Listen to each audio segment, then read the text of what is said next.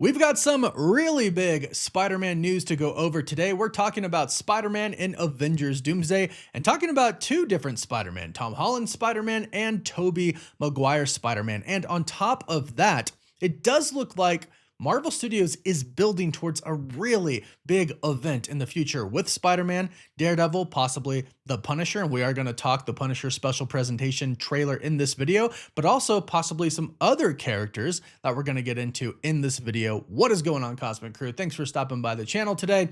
A lot of news from Marvel recently. We are going into some spoiler territory today in this video, but I will let you know when we get into that territory. Let's first start off with what we are hearing about Avengers Doomsday, because recently on Easter, Robert Downey Jr. posted a photo that had Dr. Doom painting a bunch of different eggs, showing a bunch of different logos. And one of those logos was very specific. It was Tom Holland's Spider-Man. I have no doubt about that, and most of the fandom seem to agree as well. This symbol is Tom Holland's Peter Parker's Spider-Man symbol. So a lot of people are going, okay, he's in the movie. We haven't heard anything about that. We've heard he's not in the movie, but now it seems like he is. Well, according to the insider, the redacted guy, they state for clarification, Tom's Spider-Man might have a small appearance in Doomsday, potentially as a post-credit due to his current situation after Brand New Day. He'll be a major player in Secret Wars.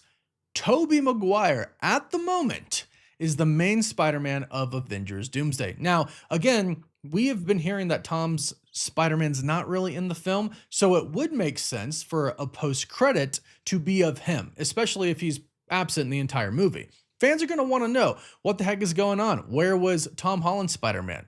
I don't think anyone's going to complain that Tobey Maguire's Spider-Man is in there and the so-called main Spider-Man. And you know, if there's only one Spider-Man in the movie, you're the main Spider-Man no matter what, even if you appear only for 5 minutes. So he's not necessarily saying that Tobey's going to get a lot of time. Don't take it that way. But if Tom is in it, it seems like it's going to be pretty brief. But I like the post-credit scene theory, because if he's not in the film, fans are going to want to know what was up, and to show him in the post-credit, maybe on Secret Wars, or maybe showing that he survived the creation of Battleworld, like he's outside of it, that would be a pretty cool post-credit scene as well. Maybe they show him and Loki's team.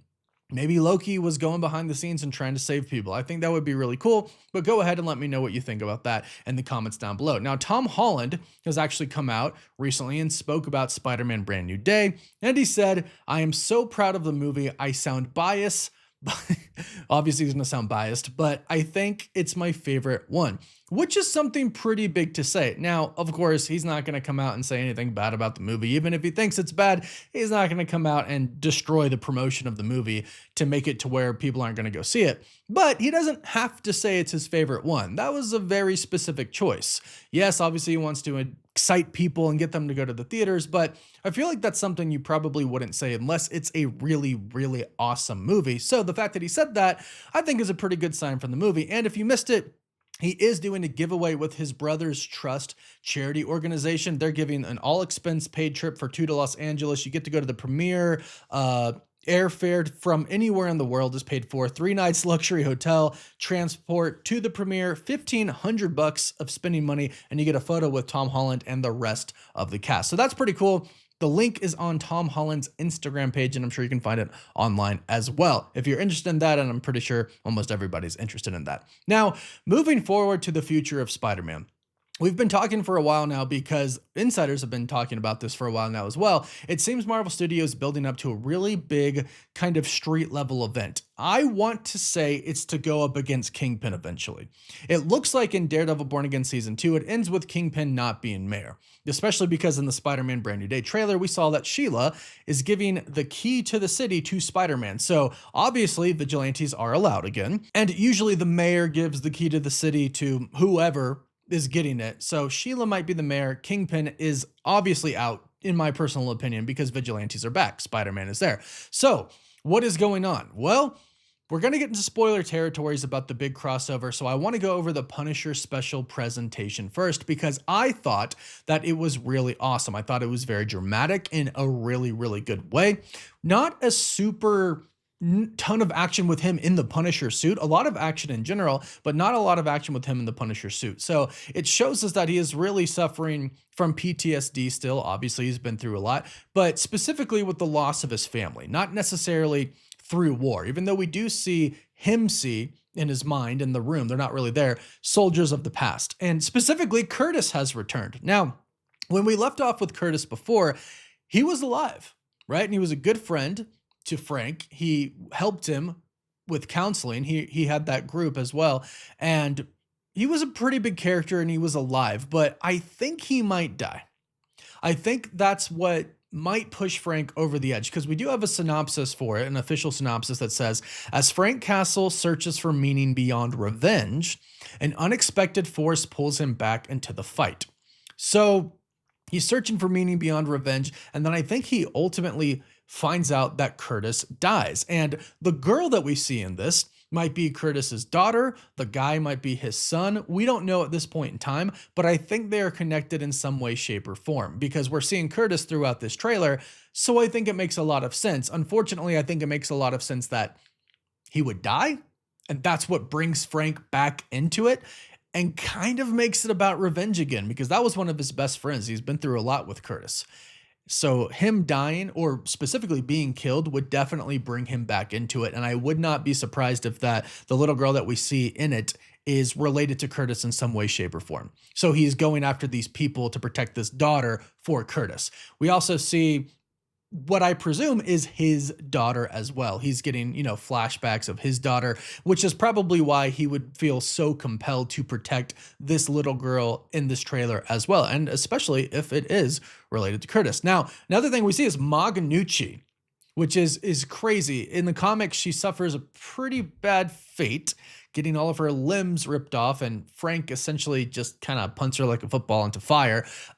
Maybe something like that has happened. She appears to have her limbs, so I don't think Frank has done that to her in the MCU, but maybe something happened in the past and Frank already dealt with her and basically her crime organization that she runs, and maybe she is actually seeking payback on Frank. Maybe she is going after the people that he loves. Maybe she is the person who killed Curtis. They don't give us too much with this trailer, but I do think these are kind of the main components here. Curtis, the little girl, obviously because they made a focus on her, and Maganucci, the crime boss. And it makes sense because we've actually heard that some of the crime organizations that we see in the Punisher special presentation are actually going to bleed into Spider-Man Brand New Day, which makes a lot of sense because we just have a ton of villains in Spider-Man Brand New Day. So this is how it's connected, because obviously Frank is going into Spider-Man Brand New Day as well. We're going to see him there. So that's awesome. And that's my thoughts on the Punisher special presentation trailer. I thought it was very vague, which is very good. I feel like we don't need too much from it, but I thought it looked awesome. I thought the tone was awesome. Can't wait to see the Punisher. Is one of my absolute favorite Marvel characters.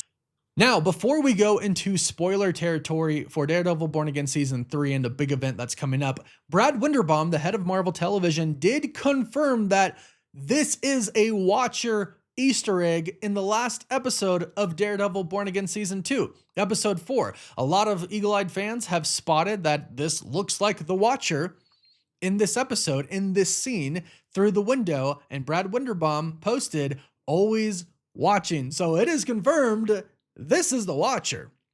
Very interesting. I'm not sure if it's just an Easter egg or if this is literally and physically the Watcher actually wondering what's going on with Daredevil and Punisher and all of that stuff and Kingpin. But either way, it's a really, really cool Easter egg that they intentionally put in. I wouldn't be surprised if we saw the Watcher in Avengers Doomsday. Maybe this is a little way to connect that to Daredevil Born Again, because a lot of people were wondering, is Daredevil going to be in Doomsday? Is he going to be connected in some way, shape, or form to the events that's going to happen? I would be surprised if Daredevil and the Punisher and the Defenders and everybody weren't in Avengers Secret Wars at least, but I do think this is a really cool Easter egg regardless, and I do think it could connect Daredevil to Doomsday and or Secret Wars. Now, we're going to dive into some spoiler territory here. So if you don't want to know anything about Daredevil Born Again Season 3 and maybe the ending of Daredevil Born Again Season 2, speculation, but it could be right, you should probably click away now. So like I've said, it seems like Marvel is building towards a really massive event, and now we have actual set photos from Daredevil Born Again Season 3 Showing us the return of Kristen Ritter once again. She's supposed to be in season 2, although we haven't actually seen her pop up yet. I'm hoping she pops up in episode 5, but we'll see. This one is of Kristen Ritter, Mike Coulter, and Finn Jones. So, Jessica Jones, Iron Fist, and Luke Cage will be back officially in season 3, and I wouldn't be surprised if we actually saw them in season 2, maybe at the end. I mean, Kristen Ritter, her character Jessica Jones, in the trailers for Daredevil Born Again season 2 did say that they came after her daughter. Perhaps her and Luke Cage have that daughter together, and perhaps Luke Cage shows up at some point in time. Maybe when she said that they go to her house, maybe he's there. Maybe the two of them beat down, whether it's the anti-vigilante task force or somebody else. Maybe we get to see Luke Cage. Maybe that's why she's there, but he's staying behind with their daughter. We'll have to wait and see on that. But regardless, the Defenders are returning. And in Spider-Man Brand New Day, Spider-Man is teaming up with the Punisher. I do think Daredevil is going to appear. I don't think the Defenders are going to appear, but I do think Daredevil has a pretty high chance of appearing, which leads us to this big event that could be happening. Insiders have been talking for a while now, stating that Marvel is planning a really big street level event that's going to be a massive crossover team-up movie.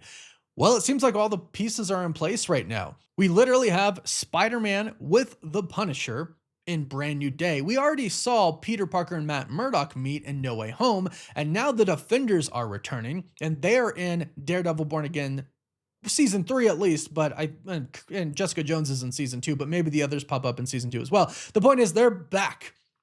And Kingpin is going to continue on, obviously. So I think that this big crossover event could be with all of these characters going up against Kingpin.